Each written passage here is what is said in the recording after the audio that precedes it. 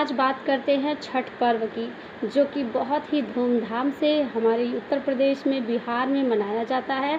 आज भी तो शहरों में भी मनाया जाने लगा है। पहले लोग गांव के लोग रहते थे, अभी शहरों में भी लोग मनाया जाता है। पर छठ पर्व बहुत ही कठिन होता है। इसमें बहुत सारे नियम होते हैं, बहुत ही ये तपस्यापूर्ण व्रत है। हर कोई इसको नहीं कर सकता है, पर जो भी करता है माता की उसे ज़रूर असीम कृपा प्राप्त होती है। जितना ही इसका व्रत कठोर है, उतना ही इसका माँ का सरल स्वभाव और दया उनको मिलती है। तो दोस्तों, ये वाला व्रत आप करना चाहें तो बहुत ही श्रद्धापूर्वक से कीजिए। 4 दिनों का व्रत ये होता है। आपको 2 दिन ही व्रत रहना होता है। कई लोग 1 दिन का ही व्रत निर्जला रखते हैं, 2 दिन का भी आप निर्जला व्रत रख सकते हैं। पर ये जो पूजा का कार्यक्रम है, ये 4 दिनों का चलता है।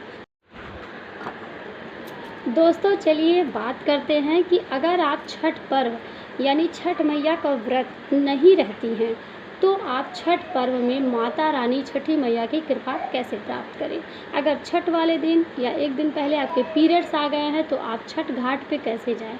तो सारे सवालों के जवाब इसी वीडियो में मिलेगा। वीडियो पे बने रहिएगा। और अगर आपको वीडियो अच्छा लगता है तो वीडियो को लाइक कीजिएगा, शेयर कीजिएगा, कमेंट करके बताइएगा, और चैनल पे न्यू है तो सब्सक्राइब करिएगा। तो चलिए वीडियो में आगे बढ़ते हैं। कि कोई भी मन्नत नहीं पूरी हो रही है तो आप छठी मैया को मन्नत मांग लीजिए। जब आपका पूरा हो जाए तो आप छठी मैया का व्रत उठाइए। जैसे आपके अगर बच्चे नहीं हो रहे हैं या बच्चे हो भी गए हैं, तो उनकी आयु के लिए, उनकी समृद्धि के लिए आप ये व्रत उठा सकती हैं। अपने सुहाग के लिए तो आप सारी चीज़ों की मन्नत वगैरह करके आप छठी मैया का व्रत उठा सकती हैं। तो जो भी व्रती हैं उनके साथ जाइए, उनके साथ पूजा अर्चना कीजिए। आप सूर्यास्त के समय जल भी दे सकती हैं, दिया वगैरह दीपदान भी कर सकती हैं। तो ये सब करके भी आप छठी मैया की कृपा प्राप्त कर सकती हैं। घाट पे जाने से पहले आपको कुछ तैयारियां करनी पड़ेगी। जैसे कि छठी मैया में सब चीज़ें 6 होती है, तो आप 6 दिया रख लीजिए, 6 में बातियाँ लगा लीजिए दीपदान करने के लिए। कुछ फ्रूट वगैरह मंगा लीजिए। माता रानी को चढ़ाने के लिए पीला वस्त्र मंगा लीजिए, फ्रूट मंगा लीजिए। अब पूजा से अगरबत्ती हो गया, कपूर हो गया। तो आप भले से व्रत नहीं रह रही हैं, पर व्रती के साथ अगर घाट पे जा रही हैं, तो जैसे सब लोग दीपदान करेंगे, दिया जलाएंगे, तो आप भी अपने 6 दिए जला दीजिए।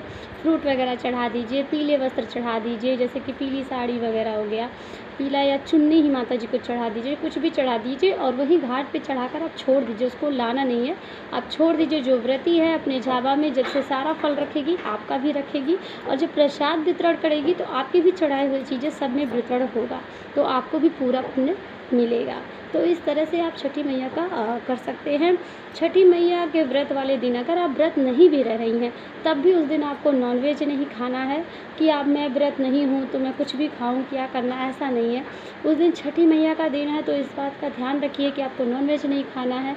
कोशिश करिए लहसुन प्याज भी मत खाइए, सात्विक भोजन खाइए, ठीक है। पूरा दिन आप सुबह के टाइम खाना खा लीजिए, पर शाम को जब घाट पे जाना हो तो आप नहा लीजिए, अच्छे से तैयार हो लीजिए, फिर आप घाट पे जाइए। ऐसा नहीं कि आपने मतलब ये सोचा है कि हम तो व्रत नहीं हैं तो हमें क्या, पैर हाथ धुले चले जाएं, ऐसा नहीं है। आप भले से व्रत नहीं हैं, फिर भी आपको सुबह बिना लहसुन प्याज का खाना खाना है, शाम को नहा धो के फिर घाट पे सबके साथ जाना है। और वहाँ पे 6 दिए ले जाइए, फ्रूट ले जाइए, कुछ कपड़े नहीं है तो कोई बात नहीं है, पैसा है और कुछ है, पूजा की सामग्री है, सब कुछ वहाँ चढ़ा बजा के छठी मैया से जो भी मन्नत है मांग लीजिए कि जब मेरा भी पूरा होगा मैं भी रहूँगी। तो इस तरह से आप छठी मैया की उतनी ही कृपा प्राप्त कर पाएंगे कि जितना कि सब कोई पाता है। तो इस तरह से अगर आप छठी मैया का व्रत नहीं कर सकते, आपकी व्यवस्था नहीं है, क्योंकि इसमें बहुत सफाई, बहुत नियम है, बहुत सारी चीज़ें हैं, हर कोई सबके बस का नहीं होता है, क्योंकि इसमें बहुत साफ़ सफाई। अगर आपके घर में छोटे छोटे बच्चे हैं तो जाके छू देते हैं, जूठा वगैरह हो जाता है, क्योंकि बहुत ज़्यादा सफाई इसमें करना होता है। नया चूल्हा चाहिए, अभी आपके घर में नई व्यवस्था है, चलिए कोई बात नहीं है। नया वस्त्र चाहिए पहनने के लिए। पूजा में फल भी बहुत लगता है, जैसे 21, 51, 11, जैसा भी आपके फल की व्यवस्था। फ्रूट भी बहुत महंगे आते हैं, तो अगर आपकी व्यवस्था नहीं है तो आप मत कीजिए, लेकिन ये सारी चीज़ें आप छठ वाले दिन ज़रूर कीजिए, जिससे आपको छठी मैया की उतना ही कृपा प्राप्त होगी जितना कि व्रती को मिलता है। छठी मैया सबकी मनोकामना पूर्ण करती हैं, और आपके व्रत को खुश करके वो आपको इस सामर्थ्य भी बना देंगी कि आप नेक्स्ट ईयर से अपना व्रत रह सकेंगी। तो माता रानी भी आपकी भी प्रॉब्लम समझती हैं। और हाँ, कुछ लोग सोचते हैं कि अगर मासिक धर्म मेरा आ गया है, मेरा मतलब मेरा पीरियड आ गए हैं, तो मैं छठी मैया की पूजा कैसे करूँ?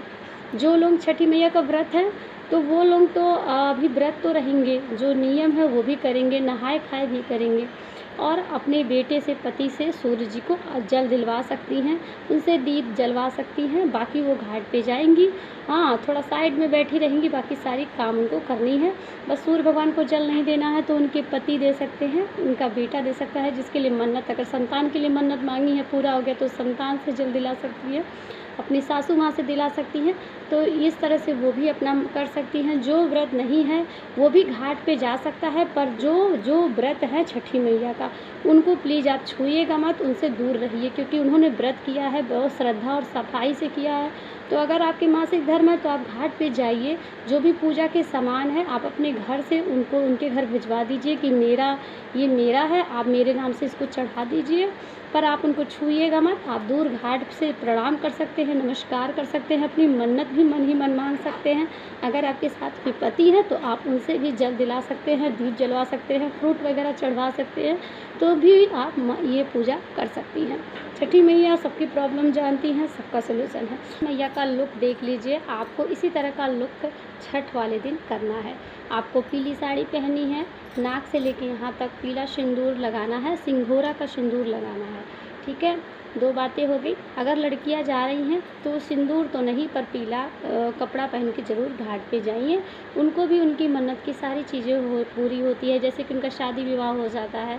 माता रानी से कई सारी मनोकामनाएं होती हैं, सिर्फ संतान के लिए ही नहीं, छठी मैया हर एक जो भी आप उनसे दिल से मन्नत मांगोगे सब पूरा होता है।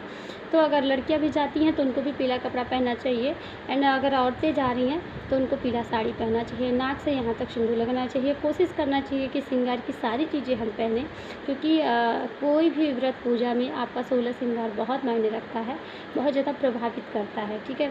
तो माता को प्रसन्न करने के लिए आपके श्रृंगार का भी होना बहुत ज़रूरी है। तो पूरा आप श्रृंगार करिए अच्छे से, आप मेहंदी, आलता, कुछ भी जितना भी आपसे हो सके श्रृंगार पूरा कीजिए, पर सिंदूर कंपल्सरी है, पीला सिंदूर ही लगाना है आपको, नाक से लेके यहाँ तक, और पीली साड़ी भी पहननी है। तो ये रहा छठ मैया में। अगर आप व्रत नहीं रही तो ये सारी चीज़ करके छठ पर्व को धूमधाम से मनाइए, पूजा कीजिए, अर्चना कीजिए, बहुत सरल तरीके से माता को प्रसन्न कीजिए। जाहिर है आपको वीडियो अच्छा लगा होगा। वीडियो अच्छा लगा होगा तो प्लीज़ लाइक, शेयर, कमेंट करना बिल्कुल मत भूलिएगा, और मेरा लुक कैसा लग रहा है कमेंट में ज़रूर बताइएगा। नेक्स्ट वीडियो किस टॉपिक पे बनाऊँ आप लोग ज़रूर बताना। आगे वीडियो तुलसी मैया विवाह और एकादशी पर भी आएगा, तो आप लोग ज़रूर देखना। आज के लिए इतना ही, मिलते हैं अगले वीडियो के साथ, तब तक के लिए नमस्कार। जय जय छठी मैया। छठ पर्व की आप सभी को हार्दिक शुभकामनाएं। आप सभी इसमें सहभागी बनिए, आप व्रत रहिए या ना रहिए, पर छठ पर्व के घाट पर जरूर जाइए और छठी मैया की पूजा में शामिल होइए, सहभागी बनिए। जिस तरह कथा का श्रवण करने सभी लोग बैठते हैं और कथा सुनते हैं, उसी तरह छठी मैया की पूजा में भी आप सब शामिल होइए। ये सामूहिक पूजा है और सभी लोगों को छठी मैया की कृपा भी प्राप्त होती है। तो सब लोग जाइए, आशीर्वाद लीजिए और नमस्कार करिए। सूर्यास्त को नमस्कार करने से सारी आपकी मनोकामना पूर्ण होती है, तो आप जरूर